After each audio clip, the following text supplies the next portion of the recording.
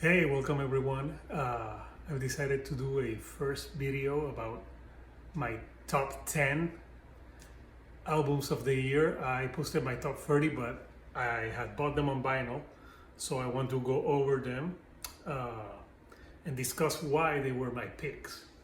So for number 10, this is the album that I picked for number 10. This is Architects, For Whom Wish to Exist. This album came out I think it was in March of this year, and I got this, pretty much I pre-ordered this from the band. So as you can see, the cover of the album is, there's a church and you have the spaceman there. On the back, more of the spaceman. The inside is the cover of, is inside the church. So this album, for me with Architects, it's a number 10. It's a very good album from them. They have evolved, and this is it's more commercial sounding, but the songs are great.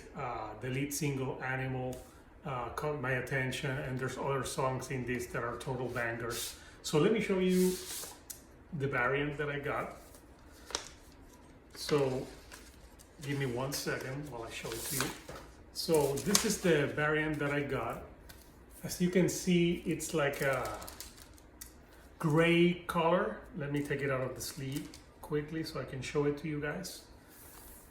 So here you see it's gray with some black, and it looks amazing. This album had also some other great songs in it, like Black Lungs. I love Giving Blood. It's such a great song, and it's got some electronic undertones to it. While I still think some of their previous albums are better than this is really a very strong album from them. So that's why I rated at number 10. At number 9, I got the latest from the great band Mastodon, and this is their first double album. It's called Hushed and Green. As you can see on the cover, there's a tree. It's a tree of life, because it's a concept album about death and what happens to you when you die. They dedicated this album to their manager, who was suffering from, I think, cancer at the time. So it's a very emotional album. It's more slow than some of their albums, but it still has that Mastodon sound.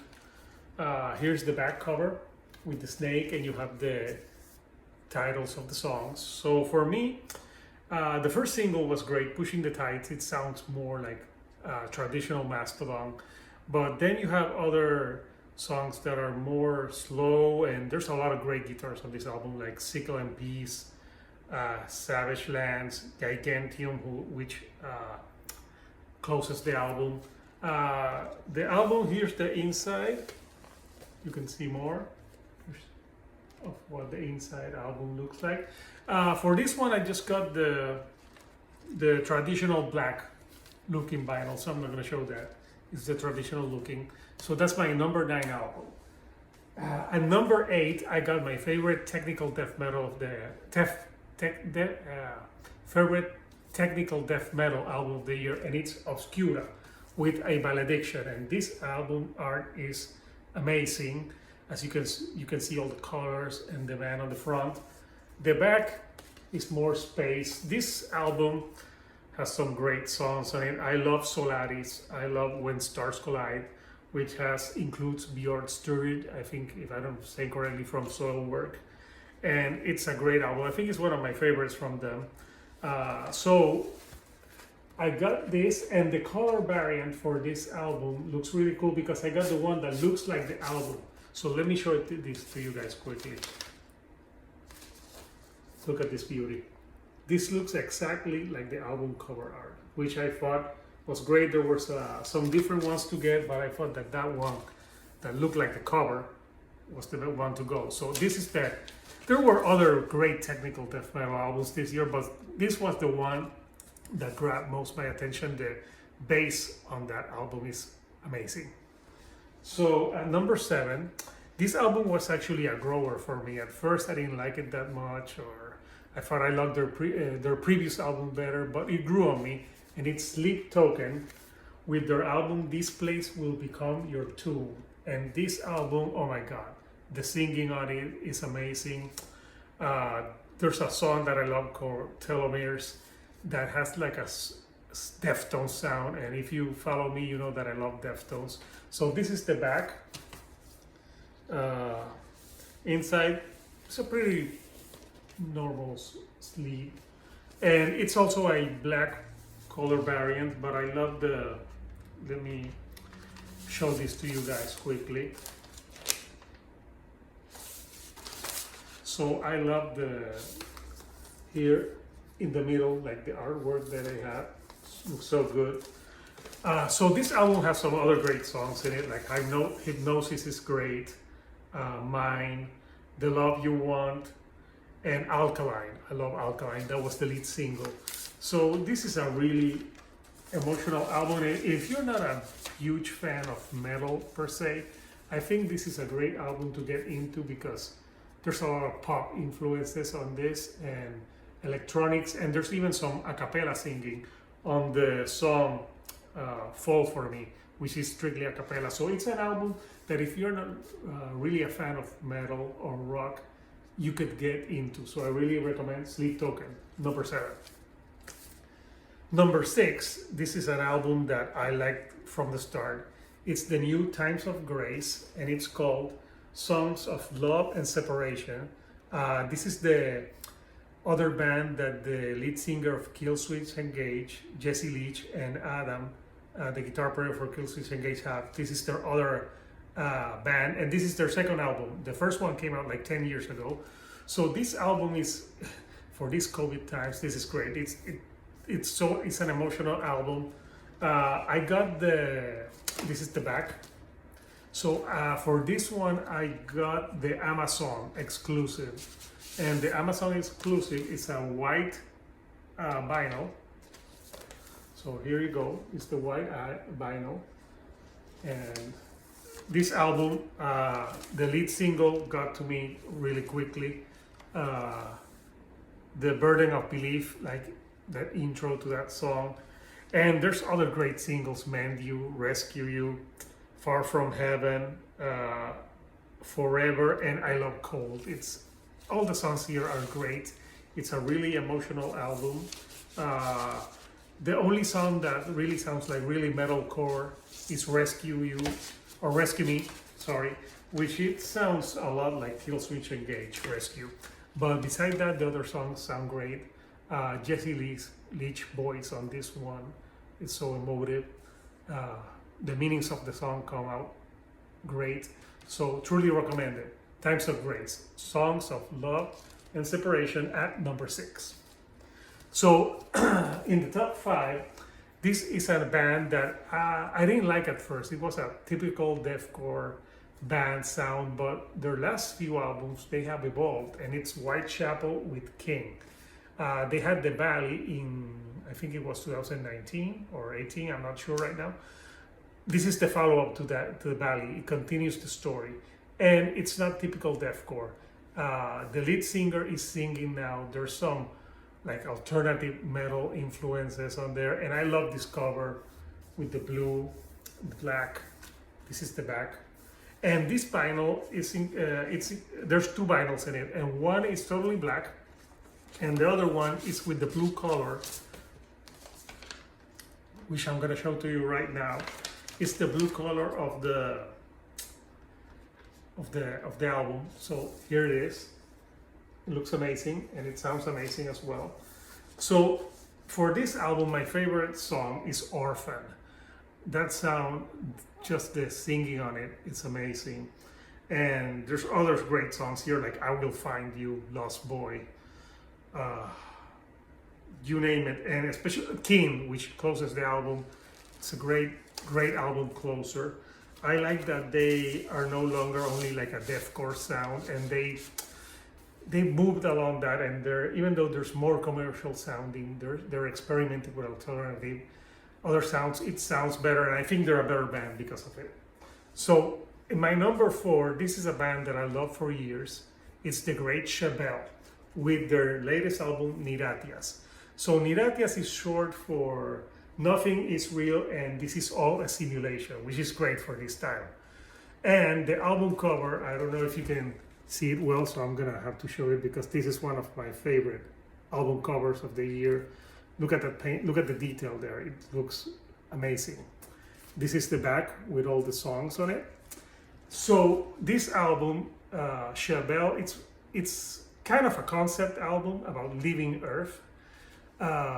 So all the songs kind of connect.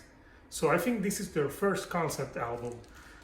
For me, my favorite songs here are Mars Sinula, So Long Mother Earth, and Self-Destructor.